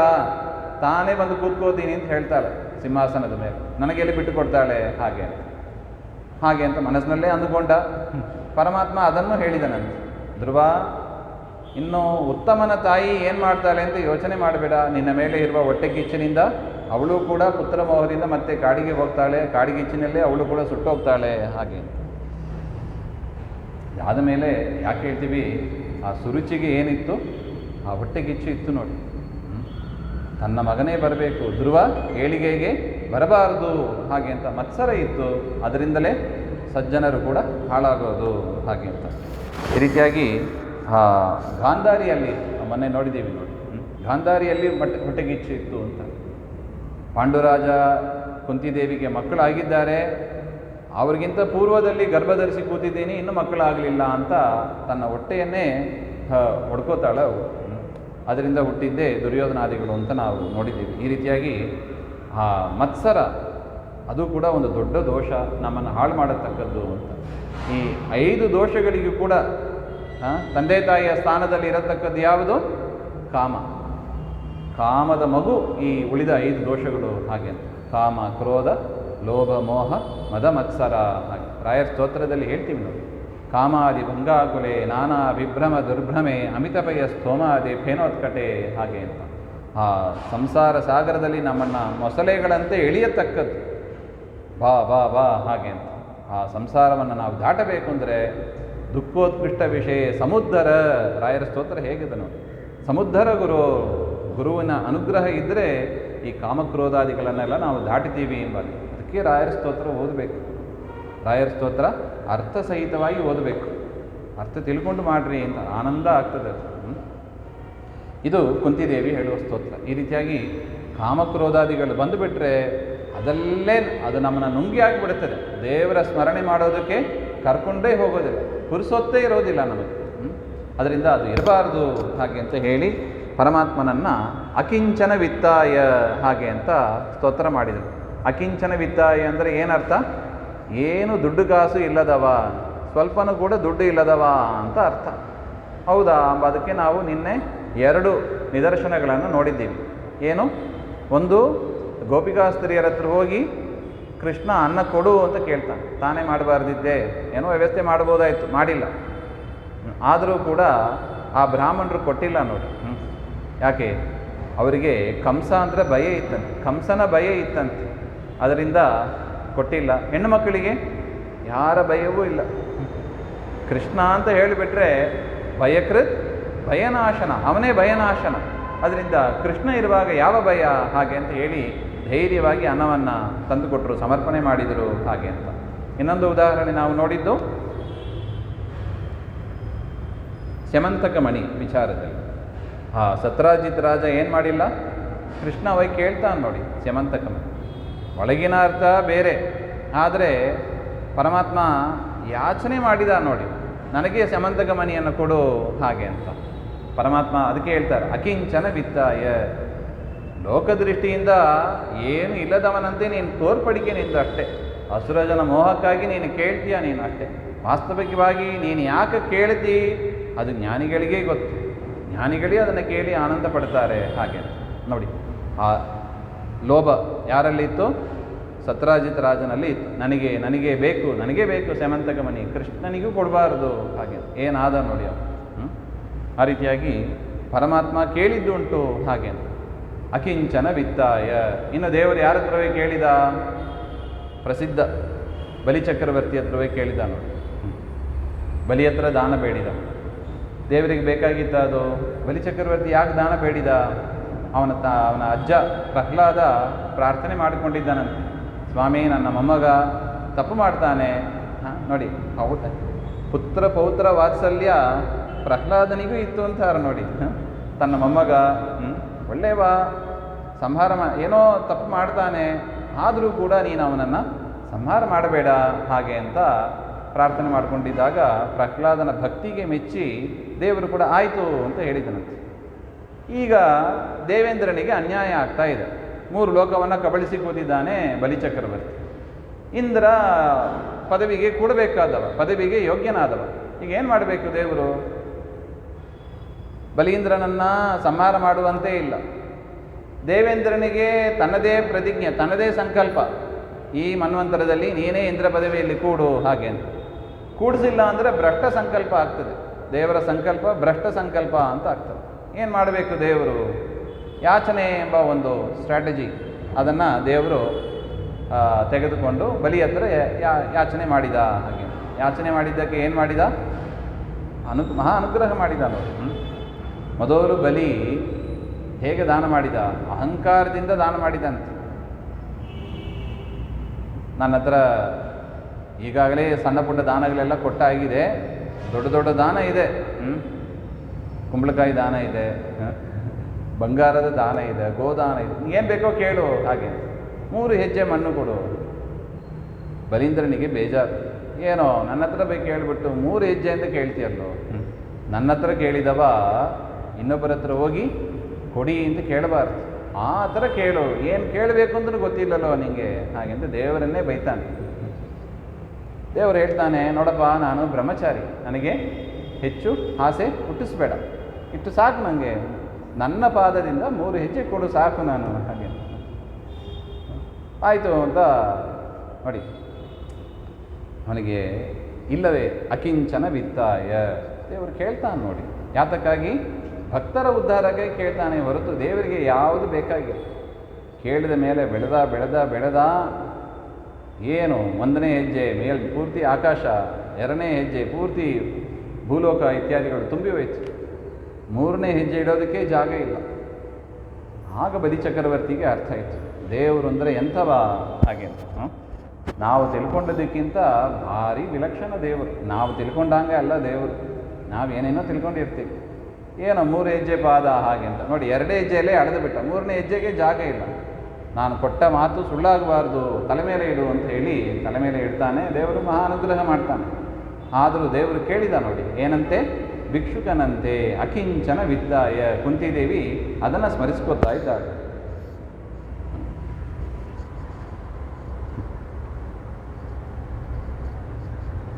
ಶ್ರೀನಿವಾಸ ಕಲ್ಯಾಣದಲ್ಲಿ ನೋಡಿ,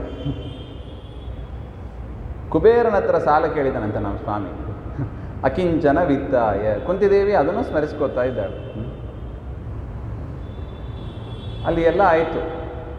ಶ್ರೀನಿವಾಸ ಕಲ್ಯಾಣ ಅಷ್ಟಮಿ ದಿವಸ ಅನ್ನಿಸ್ತದೆ. ಅಷ್ಟಮಿ ದಿವಸ ಎಲ್ಲವೂ ಆಯಿತು, ಅಷ್ಟವರ್ಗ ಆಯಿತು, ಕುಲದೇವರ ಪೂಜೆ ಆಯಿತು, ಎಲ್ಲ ಆಯಿತು, ಬ್ರಾಹ್ಮಣರೆಲ್ಲ ಬಂದಿದ್ದಾರೆ.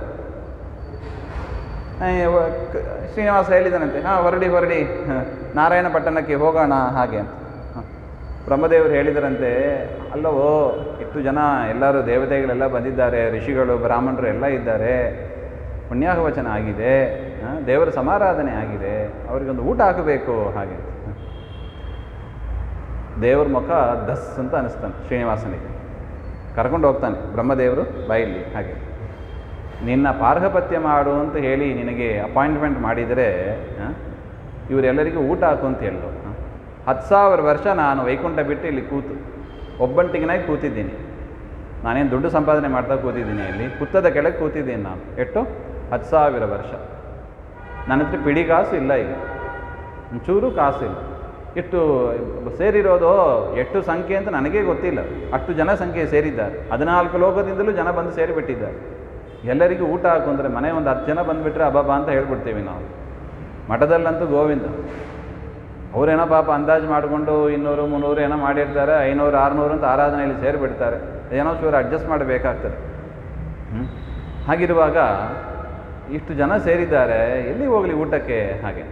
ಆಗ ರುದ್ರದೇವರು ಬಂದು ಹೇಳಿದ್ರಂತೆ, ಸ್ವಾಮಿ ಶ್ರೀನಿವಾಸ, ಯಾರು ವೀರರು ಹಾಗೆ ಅಂದರೆ ತಾವು ಯಾವ ಕಾರ್ಯವನ್ನು ಪ್ರಾರಂಭ ಮಾಡಿದ್ದಾರೆ ಅದನ್ನು ಕೊನೆಗಾಣಬಹುದು, ಅವರೇ ವೀರರು ಹಾಗೆ.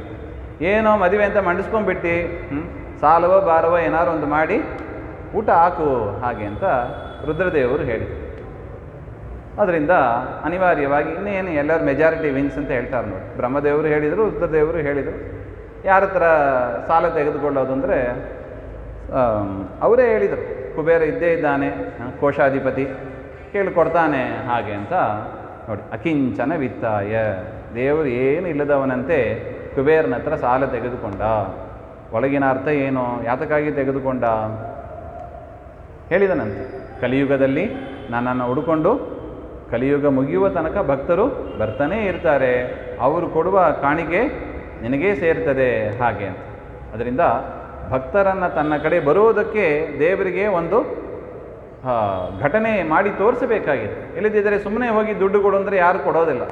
ನೋಡು, ಶ್ರೀನಿವಾಸನು ಸಾಲ ಮಾಡ್ಕೊಂಡಿದ್ದ, ಈಗ ತೋರಿಸ್ಲಿಕ್ಕೆ ಆಗ್ತದೆ ನೋಡಿ. ಶ್ರೀನಿವಾಸನು ಸಾಲ ಮಾಡಿದ್ದಾನೆ, ನಾವು ಯಾಕೆ ಸಾಲ ಮಾಡಬಾರ್ದು? ನಾವು ಇದೆಲ್ಲ ಕಲಿಯುಗದ ಧರ್ಮ ಇದೆಲ್ಲ. ನಾವು ಸಾಲ ಮಾಡ್ತಾ ಕೂತಿರ್ತೀವಿ, ಸಾಲ ಕಟ್ತಾ ಕೂತಿರ್ತೀವಿ, ಜೀವನ ಪೂರ್ತಿ ಅದೇ ಆಯಿತು. ನಮೋ ಅಕಿಂಚನ ವಿತ್ತಾಯ ಹಾಗೆ. ಈ ರೀತಿಯಾಗಿ ಅನೇಕ ಘಟನೆಗಳಿದೆ. ಒಂದೊಂದು ಶ್ಲೋಕವೂ ಕೂಡ, ಒಂದೊಂದು ಪದ್ಯವೂ ಕೂಡ ಅದರ ಒಳ್ಳೆಯ ಅರ್ಥ ವಿಚಾರ ಮಾಡ್ತಾ ಮಾಡ್ತಾ ಭಾರಿ ಇದೆ ಈ ಶ್ಲೋಕ.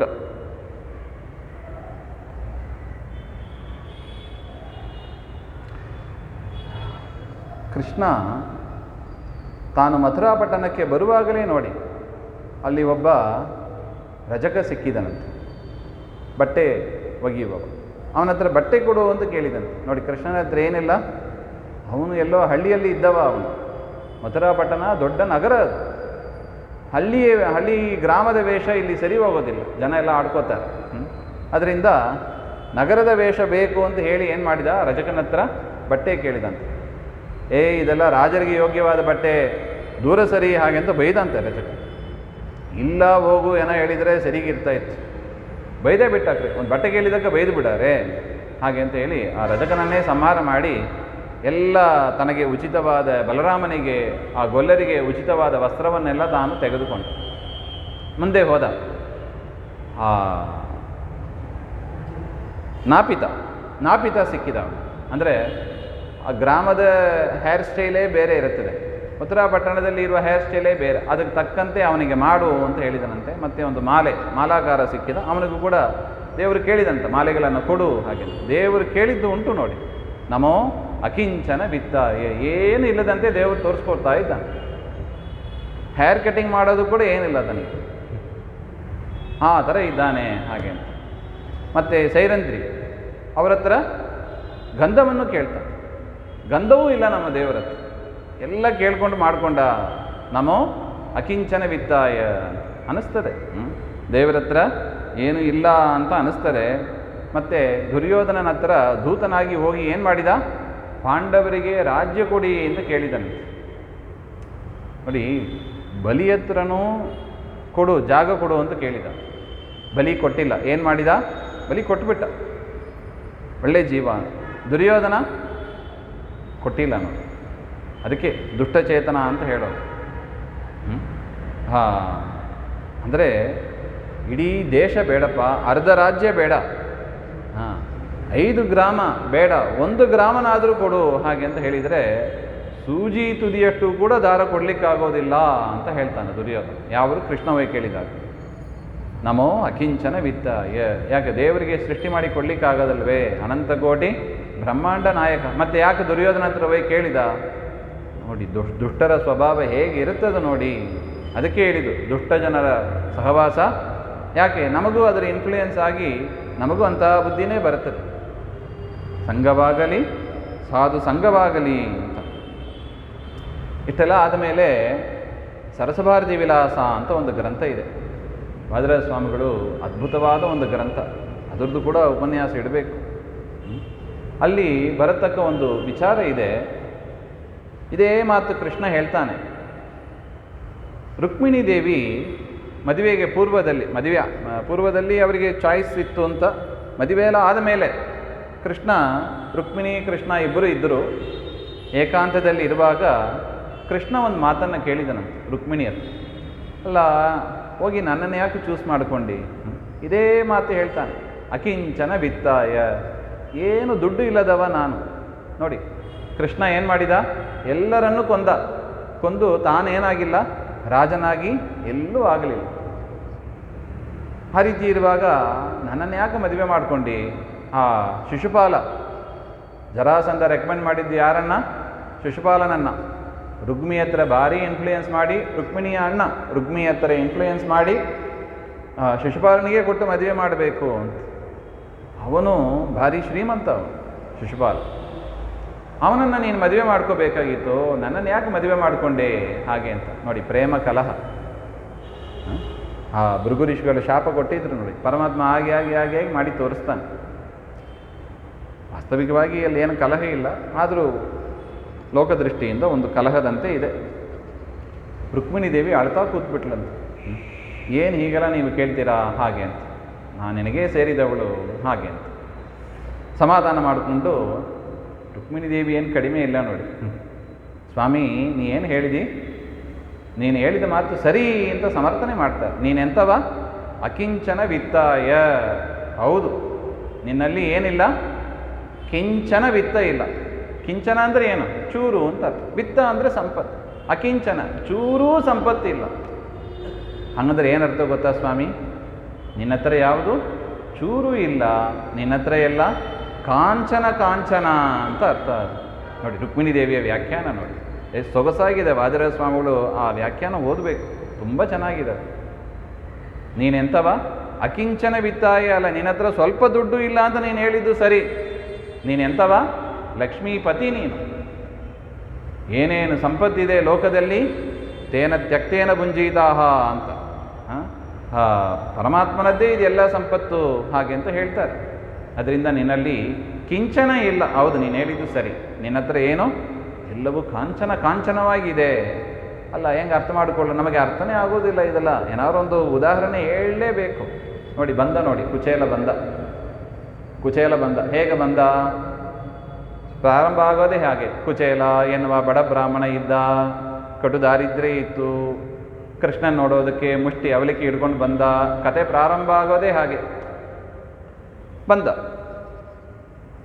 ಬಂದಾಗ ಅವನ ಹೆಂಡತಿ, ಕುಚೇಲನ ಹೆಂಡತಿ, ಇಬ್ಬರು ಸಹಪಾಠಿಗಳು. ಕೃಷ್ಣ ಮತ್ತು ಕುಚೇಲ ಸಹಪಾಠಿಗಳು. ಸಾಂದೀಪಿನಿ ಆಚಾರ್ಯರ ಹತ್ರ ಒಟ್ಟಿಗೆ ಓದಿದವರು. ಅವನ ಕಡು ದಾರಿದ್ರ್ಯ, ಭಾರಿ ಮಕ್ಕಳು ಇದ್ದರು ಅವ್ರ ಮನೆಯಲ್ಲಿ. ಊಟಕ್ಕೆ ಗತಿ ಇಲ್ಲ. ಒಂದೊತ್ತಿಗಿದ್ದ ಒಂದೊತ್ತಿಗೆ ಇಲ್ಲ ಅಂತಹ ಪರಿಸ್ಥಿತಿ.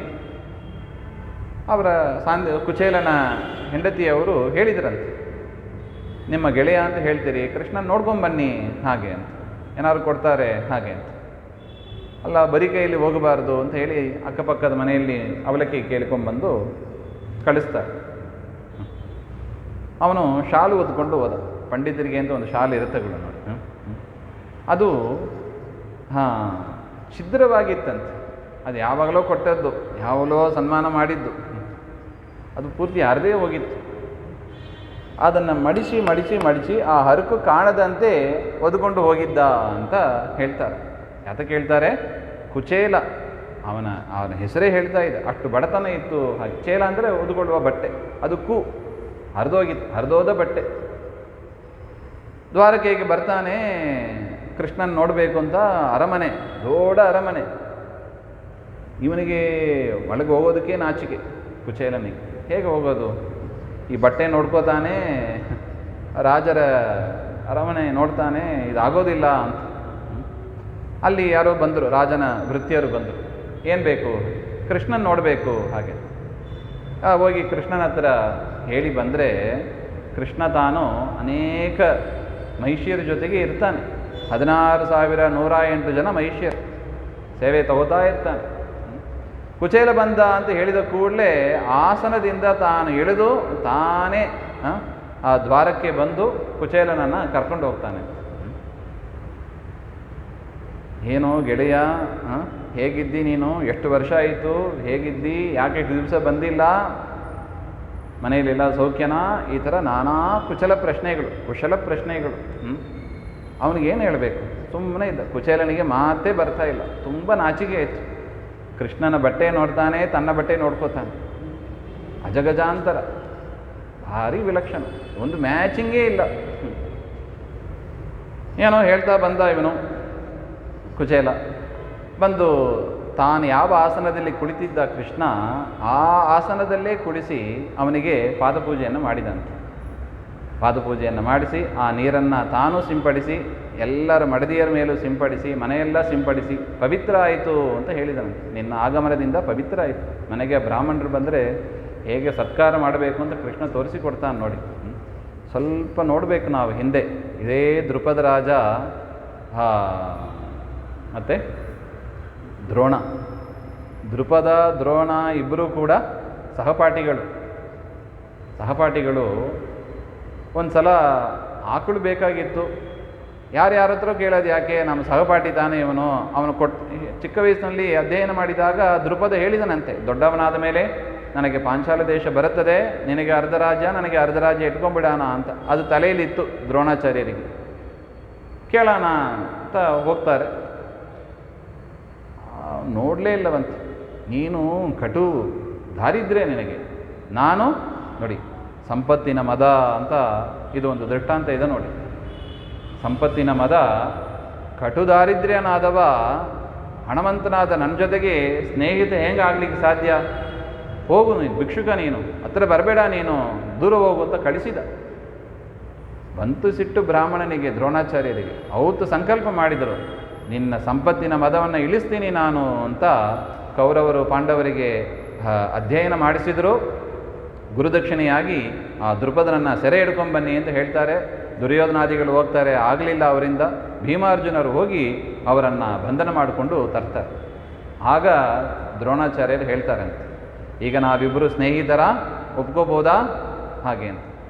ನಿನಗೆ ಈಗ ಯಾವ ರಾಜ್ಯವೂ ಇಲ್ಲ, ಇಡೀ ದ್ರುಪದ ದೇಶ, ಪಾಂಚಾಲ ದೇಶ ನನ್ನ ಅಧೀನದಲ್ಲಿ ಇದೆ, ನಾವಿಬ್ಬರು ಸ್ನೇಹಿತರಾಗಬಹುದಾ ಹೀಗೆ ಅಂತ ಹೇಳಿ, ಆಯಿತು ಅಂತ. ಇನ್ನೇನು ಮಾಡೋದು, ಅರ್ಧ ಮನಸ್ಸು ಒಪ್ಕೊಳ್ಳಿಕ್ಕಾಗಿಲ್ಲ, ಅರ್ಧ ಮನಸ್ಸಿಂದ ಒಪ್ಕೋತಾನೆ. ಅಷ್ಟಕ್ಕೆ ನಿಲ್ಲಿಲ್ಲ ನೋಡಿ ಆ ದ್ವೇಷ, ಕ್ರೋಧ, ಸಿಟ್ಟು ಬೆಳೀತು. ಈ ದ್ರೋಣಾಚಾರ್ಯರನ್ನು ಸಂಹಾರ ಮಾಡುವುದಕ್ಕಾಗಿ ಒಂದು ಯಾಗ ಮಾಡಿ ಯಾಜೋಪಯಾಜರಿಂದ ದೃಷ್ಟದ್ಯುಮ್ನನನ್ನು ಮಗನಾಗಿ ಪಡೆದು ಅರ್ಜುನನಿಗೆ ಕೊಡೋದಕ್ಕೆ ದ್ರೌಪದಿಯನ್ನು ಕೂಡ ಮಗಳಾಗಿ ಪಡೀತಾನೆ ದೃಪದ, ಹಾಗೆ ಅಂತ ಅಲ್ಲಿದೆ. ಅದೇ ಇಲ್ಲಿಗೆ ಬಂದರೆ ನೋಡಿ, ಕೃಷ್ಣ ಕುಚೇಲ ಎಂಥ ಒಂದು ಸೌಜನ್ಯ ದೇವರು ತೋರಿಸ್ತಾನೆ ನೋಡಿ. ಯದ್ಯಪಿ ದೃಪದ ದ್ರೋಣ ಅಂತರ ಮಧ್ಯ ಜಾಸ್ತಿ ಇಲ್ಲ, ಕೃಷ್ಣೆಯಲ್ಲಿ ಕುಚೇಲೆಯಲ್ಲಿ ಲಕ್ಷ್ಮೀಪತಿ ಇವನು. ಇದಕ್ಕೆ ಹೇಳಿದ್ದು ಪರಮಾತ್ಮ ಗುಣಪೂರ್ಣನಾಗಿದ್ದಾನೆ ಎಂಬುದನ್ನೆಲ್ಲ ದೇವರಿಗೆ ಯಾವ ಮದವೂ ಇಲ್ಲ ನೋಡಿ. ಸ್ತ್ರೀ ಮದ ಇಲ್ಲ, ಸಂಪತ್ತಿನ ಮದ ಇಲ್ಲ, ಭಕ್ತರಾಗಿದ್ದರೆ ಸಾಕು. ಅಹಂ ಭಕ್ತ ಪರಾಧೀನ ಎಂಬುದನ್ನು ಎಷ್ಟು ಚೆನ್ನಾಗಿ ತೋರಿಸಿಕೊಡ್ತಾನೆ ನೋಡಿ. ಕುಚೇಲನಿಗೆ ಬಾಯಿ ಬಿಟ್ಟು ಏನು ಕೇಳಲಿಕ್ಕಾಗಿಲ್ಲ, ಏನು ತಂದೆಯೋ ಕೇಳ್ತಾನೆ. ಏನಿಲ್ಲ ಕೃಷ್ಣ, ಈ ಕಡೆ ಬಂದೆ, ನೋಡ್ಕೊಂಡು ಹೋಗೋಣ ಅಂತ ಬಂದೆ. ಅಲ್ಲೇನೋ ಗಂಟು ಕಾಣಿಸ್ತಾ ಇದೆ, ಬಿಡ್ತಾನ ಕೃಷ್ಣ? ಬಿಡೋದಿಲ್ಲ. ಅವಲಕ್ಕಿಯಲ್ಲಿ ಗಂಟು ಕೈ ಹಾಕಿದ್ದೇ ತಗೊಂಡೇ ಬಿಟ್ಟ ತಾನು ತೆಗೆದುಕೊಂಡು ತಂದದ್ದು ಮೂರು ಮುಷ್ಟಿ ಅವಲಕ್ಕಿ ಅಷ್ಟೇ. 16,100 ಜನ ಹೆಂಡಂದಿರಿಗೂ ಕೂಡ ಅದನ್ನು ಹಂಚ್ತಾನಂತೆ ದೇವರು. ತಗೊಳ್ಳಿ ನನ್ನ ಸ್ನೇಹಿತ ತಂದು ಕೊಟ್ಟದ್ದು ಅಂತ. ಎಷ್ಟು ಸಂಭ್ರಮ ನೋಡಿ ದೇವರಿಗೆ. ಅಂದರೆ ಏನಾಗಿತ್ತು ಅಂದರೆ, ಭಕ್ತಿಯಿಂದ ಕೊಟ್ಟಿದ್ದ ಕುಚೇಲ. ಅಕ್ಷಯಂ ಕರ್ಮ ಯಸ್ಮಿನ್ ಫಲೇ ಸ್ವರ್ಪಿತಂ. ಅವಲಕ್ಕಿ ಅಕ್ಷಯ ಆಗೋಯ್ತಂತೆ, ಅಕ್ಷಯ ಆಗೋಯ್ತು ಅವಲಕ್ಕಿ, ಎಲ್ಲರಿಗೂ ಕೊಡ್ತಾನೆ. ಆಯಿತು ಅಂತ ತಾನು ಹೊರಟ. ಕುಚೇಲನಿಗೆ ಇನ್ನು ಬಂದ ಕೆಲಸ ಆಗಿಲ್ಲಲ್ಲ ಅಂತ ಇವನೇನೋ ಕೇಳ್ತಾನೋ ಏನೋ, ತಾನೇನು ಕೇಳೋದೊಂದು ನಾಚಿಕೆ ಇವನಿಗೆ. ಓ ಆಯಿತು ಅಂತ ತಾನು ರಾಜ ಮರ್ಯಾದೆಯಿಂದ ಬಟ್ಟೆಗಳನ್ನೆಲ್ಲ ಕೊಟ್ಟಿದ್ದ, ರಾಜೋಚಿತವಾದ ವಸ್ತ್ರಗಳನ್ನೆಲ್ಲ ಕೊಟ್ಟಿದ್ದ. ವಾಪಸ್ ಹೋಗುವಾಗ ಅದೇ ಬಟ್ಟೆ, ತಾನು ಏನು ಹರಕು ಬಟ್ಟೆ ಹಾಕೊಂಡು ಬಂದಿದ್ದ ಅದೇ ಬಟ್ಟೆಯನ್ನೇ ಹಾಕಿ ಕಳಿಸಿದನಂತೆ. ಕುಚೇಲನು ಹೊರಟೇ ಬಿಟ್ಟ, ಕೇಳಲೇ ಇಲ್ಲ. ಅವನಿಗೆ ಅನಿಸ್ತಂತೆ, ಇಂದಿನ ದಿನ ನನ್ನ ಜನ್ಮ ಸಾರ್ಥಕ ಆಯಿತು. ಏನು ಕೃಷ್ಣನ ದರ್ಶನ ಪಡೆದ ಮೇಲೆ ಹಣಕಾಸುಲ ಬೇಕಾಗಿಲ್ಲ ರೀ ಹಾಗೆ ಅಂತ ಅಂದ್ಕೊಂಡ್ಬಿಟ್ಟು ಕಣ್ಣಲ್ಲಿ ನೀರಾಗ್ತಾ ಬಂದ್ಬಿಟ್ಟ ಅವನು. ಮನೆಗೆ ಬಂದು ನೋಡ್ತಾನೆ, ಯಾರೋ ಬಂದು ನಮಸ್ಕಾರ ಮಾಡ್ತಾರೆ, ಭಾರೀ ಅಲಂಕಾರ ಭೂಷಿತರಾಗಿ. ಯಾರು ನೀವು ಅಂತ ಕೇಳ್ತಾನೆ. ಅವ್ರು ನಮಸ್ಕಾರ ಮಾಡಿದವರು, ನಾನೇನ್ರಿ ನಿಮ್ಮ ಮನೆಯವರು ಹಾಗೆ, ಗೊತ್ತಿಲ್ಲವ ನನ್ನನ್ನು ಅಂತ ಕೇಳ್ತಾರೆ. ನೋಡಿದರೆ ಮನೆ ಯಾರು ಗುರುತೇ ಕಾಣಿಸ್ತಾ ಇಲ್ಲ, ಎಲ್ಲ ದೊಡ್ಡ ಅರಮನೆಯಂತೆ ಆಗಿಬಿಟ್ಟಿದೆ. ಕೃಷ್ಣನಿಗೆ ಏನು ಅನ್ನಿಸ್ತು ಅಂದರೆ, ನಾವು ಕೈಯಲ್ಲಿ ಕೊಟ್ಟು ಕಳಿಸಿದರೆ ಎಷ್ಟು ತೊಗೊಂಡೋಗ್ಬೋದು? ನಿನ್ನೆಲ್ಲ ಕೊಟ್ಟಿದ್ರಿ ನೋಡಿ, ಅಕ್ಕಿ ಬೇಳೆ ತೊಗೊಂಡೋಗ್ಲಿಕ್ಕೆ ಆಗಲಿಲ್ಲ ನಮ್ಮಿಂದ, ಅಷ್ಟು ಭಾರ ಇತ್ತು ಅದು. ಕೃಷ್ಣ ಕೊಟ್ಟರೆ, ಕೈಯಲ್ಲಿ ಕೊಟ್ಟರೆ ಎಷ್ಟು ತೊಗೊಂಡೋಗ್ಲಿಕ್ಕೆ ಸಾಧ್ಯ? ಅದರಿಂದ ಅವನಿಗೆ, ಆ ಕುಚೇಲನಿಗೆ ಬೇಸರದಲ್ಲಿ ಇದ್ದಾನೆ.